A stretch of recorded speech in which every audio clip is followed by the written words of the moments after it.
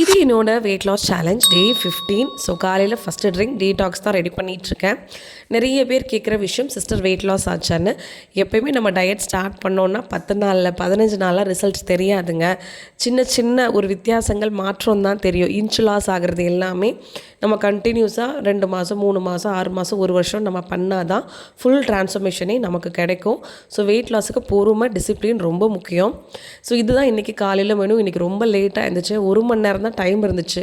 இதெல்லாம் சமைச்சு முடிச்சுட்டேன். 7:30க்கு ரசம் வச்சு பஜ்ஜி கூட்டு பொரியல், வேக வச்சு முட்டை, அப்புறம் எனக்கு கஞ்சி. காலையில் சத்து மாவு கஞ்சி தான் நான் சாப்பிட்டுட்ருக்கேன்.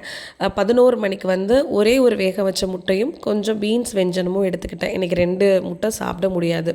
இந்த ஒரு முட்டை சாப்பிட்றதுக்கே எனக்கு ரொம்ப கஷ்டப்பட்டு தான் சாப்பிட்றேன்.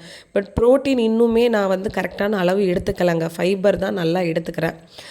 அதே மாதிரி மத்தியானத்துக்கு பொன்னாங்கண்ணி கீரை. வாரத்தில் 5 நாளாவது நான் பொன்னாங்கண்ணி மட்டும் ஸ்பெசிஃபிக்காக சாப்பிட்றேன். இது ரொம்ப ரொம்ப ஹெல்த்துக்கு நல்லது, ஆர்கன்ஸுக்கு நல்லது. இது கவுனி அரிசி கஞ்சி, கருப்பு கவுனி அரிசி கஞ்சின்னு சொல்லுவாங்கள்ல. இது நான் குடிக்கிறதுனால மோர் கலந்து எனக்கு நல்ல பசியை கண்ட்ரோல் பண்ணுதுங்க. ரொம்பவே யூஸ்ஃபுல்லாக இருக்குது. ஆனால் கிரேவிங்ஸ் அடிக்கடி வருது போகுது, அந்த மாதிரி இருக்குது. நைட்டுக்கு 6:15க்கு சீனிக்கிழங்கு நான் சாப்பிட்டேன். இன்றைக்கி டயட் நல்லபடியாக போச்சு. நாளைக்கு என்ன மெனு அப்படிங்கிறத பார்க்கலாம். பை.